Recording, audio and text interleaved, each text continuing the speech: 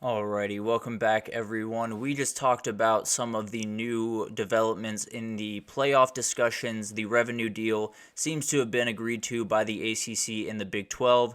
Now we just have to wait for everyone else to fall in line. But now let's talk about Michigan. There's been a lot of turnover since their last title. There's been a lot of change with whether it's roster or staff. They have gone through about as much change as anyone in the entire country.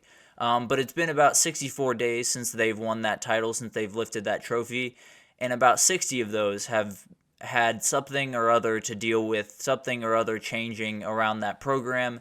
And one of the big ones, obviously, is Sherrone Moore taking over for Jim Harbaugh as head coach. And I love the hire. I think a lot of people love the hire. It felt like a slam dunk. It felt like something that probably took them all of a second and a half to make that decision because he had done such a great job in the 4 games as interim head coach. He has so much respect across the sport, but especially at Michigan for the job he's done with that offensive line, with that offense in general, in his play calling duties. So a lot of incredible things to like about him, but he is taking a step up. He is becoming a head coach for, I believe, the first time in his career, if I'm not mistaken. So it is a big jump. Also, along with that, 18 players heading off to the draft, and a couple more heading off into the portal, and mainly Keon Saab, the corner that made his way to Alabama, which is a huge loss for this back end that is going to need as many corners as they can. Obviously, Will Johnson is an absolute dude, but they're going to need a guy right next to him that can hold his own the same way that a lot of the guys like Mike Sanders did in the past. So a ton happening here. One of the most recent developments in especially in their staff, has been Mike Hart, the incredible running back coach that everyone absolutely loved, announced he was not returning for the 2024 season or for the 2025 season. He 2024. I'm sorry, I'm all out of whack here. 2024 season, late last week, he decided he was not going to come back. And so they decided to go out and get one of the best running back coaches in the country, and he's right from Ohio State. Tony Alford has decided to take the job at Michigan. He will be the running back coach and the run game coordinator. A massive move by Michigan for 20 different reasons. But number one, obviously, Tony Alford is one of the best running back coaches, one of the best position coaches in the entire country. He has done incredible stuff with the running backs at Ohio State. He has been a big part of Mayan Williams and Travion Henderson becoming the running backs that they've become. I think Travion Henderson might just be the best running back in the country coming back next year. So a ton to like about Tony Alford. And then also, it's always fun when they get to make the Buckeyes mad up in Ann Arbor. I'm sure they're very happy about the guy that they got, but also very happy with where they got him from, because it's always fun when you get to steal one from one of your rivals. But Michigan currently is in a position where there is only one person returning to the role that they had a year ago. Obviously, some guys shifting around the staff, which we'll get to here in a second. But Ron Bellamy, the wide receiver coach, is back. He is back as the wide receiver coach. A huge thing for them because the wide receivers have been really good at Michigan. Obviously, not known for their passing game, not known for a ton of remarkable plays downfield. But at the end of the day, these guys can block really well. These guys run routes incredibly well. Roman Wilson has done incredible things since he's gone into the draft process and has caught a lot of people's eyes. So I think keeping him around is an absolutely huge deal, especially with a guy like Roman Wilson and Cornelius Johnson walking out the building. But spring practice is about to get underway, and I don't think there is a spring practice that is more important than the one in Ann Arbor. I think they have a couple of questions to answer, and I wish this wasn't the biggest question, but it seems to be. The quarterback is a position that Michigan fans, I don't necessarily think you need to be overly worried about, but you got to keep your eye on it, because as of right now, it looks like it's going to be Alex Orji being the starting quarterback, and he's a great player. He's a great athlete. We saw that last year. There's no two ways about that. But it is a huge jump from going from someone like J.J. McCarthy all the way up to Alex Orji because two totally different play styles. That's why Alex Orji was brought in for a number of different packages. And when he came in, you knew they were doing some type of quarterback run because that's who he is. That's his best attribute. And for J.J. McCarthy, his best attribute was timing and accuracy and putting the ball where it needs to be and doing all the things that made this Michigan offense go, because at the end of the day, we all know their money is made on the ground. They run the ball incredibly well as really anyone in the country the last couple of years. Sherrone Moore had a massive part to do with that. And I think when you get into this season, you're going to have a guy that can execute through the air, because if you can't execute through the air, the run game becomes tough. The same way, if the run game becomes tough, executing through the air becomes tough. So it's a lot of yin and yang. It's a lot of working together. And if Alex Orji can't make those throws that J.J. McCarthy has been just incredible at making throughout his time, just the ones that they don't look flashy by any means, they don't necessarily make your eyes pop open or anything like that, but they're there, and they're there on time, and they're right where they need to be. And I think that's something that is kind of lost in college football today, not necessarily among the coaches. Obviously, they fully understand that's what you need from a quarterback, but I think some fans at times get caught up in the remarkable plays, in the insane plays that some of these guys can make because they are freak athletes, and forget sometimes it's just about running the offense that's in front of you, and J.J. McCarthy did that to just an incredible clip.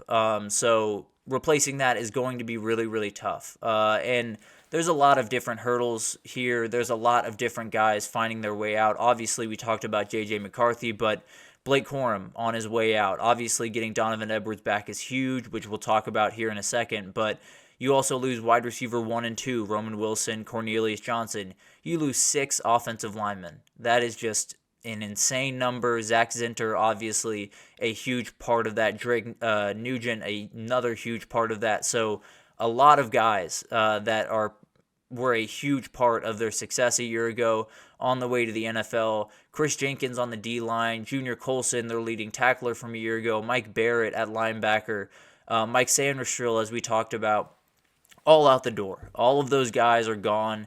And don't get me wrong, there is a ton of talent to replace them on the back end. There is a ton of guys that you look up and down this lineup and you still see droves of talent, droves of guys that could absolutely break out and fill those gaps and pretty seamlessly. But at the end of the day, it still is a tightrope walk, especially with all of the coaching changes. Sherrone Moore, as we talked about earlier, fantastic coach, has done an incredible amount of things, but a lot of his responsibilities are starting to change around Ann Arbor. One of the things that is a huge change for him is he coached 4 games last year, but he only coached on Saturday. He was the head coach on Saturday, not on Sunday through Friday. Now he is the head coach all week round. He is the guy every single day, and that is definitely an adjustment to make. And it'll be interesting to see how he handles that. He is someone that I have ultimate respect for, ultimate confidence in, so I think he'll handle it more than fine, but it is a big hurdle for him to overcome. Also, he has decided to give up his play calling duties, which he had for a number of years and was a huge reason why they were so successful on offense. He's handing it over to Kurt Campbell, who's calling plays for the first time at a major team. He did call plays for Old Dominion, and they had some really good offenses while he was there, but this is the first time he's going to be, on the big stage in one of the Power 5 schools calling plays, so a huge bump up for him. And a huge, not necessarily a huge risk, but there is definitely some risk involved there. And then Grant Newsome moving over from tight end coach to O-line coach to take over for Sherrone Moore. Obviously, Sherrone Moore will still have his hand on the offensive line as much as possible, but definitely a lot of switch up in this staff and a lot of things that Sherrone Moore has to wrap his head around this spring and get his guys ready to play, because there is a ton of worry around this team, I think, with a lot of their fan bases. You don't want to be the team that won a title and then immediately falls off into the abyss, kind of. But they have a lot of guys to fall back on. And I think it starts with a couple of guys that are coming back next year that just need to be huge for Michigan to be successful. It starts with Donovan Edwards, Colston Loveland will Johnson and Mason Graham. Those guys need to be huge. I think one of the big things we've noticed with Michigan over the past couple of years in the Jim Harbaugh era is no matter what happens, no matter what team they field, they have incredible leadership in that locker room. There are always guys that are at the forefront of every single team meeting, that are always giving everything they have every Saturday. Blake Corum was just remarkable for that, because every time he went out on the field, it felt like he was leaving with a ton of bumps and bruises, some different, maybe a bloody nose from a time or two, and he just kind of embodied what Michigan was for that time being, and what Jim Harbaugh was for such a long time. So all these guys need to step into those roles. You're losing J.J. McCarthy. It's very likely that your quarterback will not be your outright leader, just because it is going to be a first-year starter, no matter who it is. So these other guys will have to step up, will have to be very vocal and huge for this team, because if they're not, then a lot of things could kind of start to crumble around them, which no one wants to happen. So I think those guys are huge. Also, they got a couple of guys out of the portal. Josh Preby, a center from Northwestern, is a huge pickup. And then Jayshawn Barham, a linebacker from Maryland, an absolutely massive pickup, especially with Junior Colson and Mike Barrett finding their way to the NFL. You need someone to pick up the slack, and he is a huge pickup for them. He is someone that needs to hit. In fact, both these guys likely need to hit, because as we know, for Michigan, running the ball, they're going to run it up the middle a number of times early on in those games. And if you can't get pushed at the line of scrimmage, it's going to be a long day. So it'll be interesting to see how all of this kind of comes to fruition. There's a million different things changing. And one of the other fun little tidbits going into Michigan's spring and into their season is they have the biggest target on their back. And it's not necessarily just because they won the title, which is very weird, but obviously that helps. Winning a title, you always want to beat the team that is coming off that. But also, they had quite the big scandal a year ago that made quite a bit of people mad. A number of players, I'm sure, took some exception to that and are not very happy with Michigan. So I'm sure there will be a lot of teams that come into that game with just a little bit more juice, just a little bit more want to. And Michigan, I think, is in a position to handle it, is in a position to prepare for it. But with all of the things changing, with all of the different movements around this program, a lot of things could happen this year. There could be a lot of boom or bust potential possibly in Michigan, especially if that quarterback position is not figured out. But as of right now, if you're a Michigan fan, I would feel okay. Sherrone Moore has been the coach for about a month and some change, and he's done an incredible job as far as I'm concerned. He has filled every hole on the staff where there were a lot of holes on the staff after Jim Harbaugh took a number of guys to the NFL level. Jay Harbaugh left for the Seahawks job, so a number of guys jumped off ship, including 10 players, or 18 players, that are going to the draft.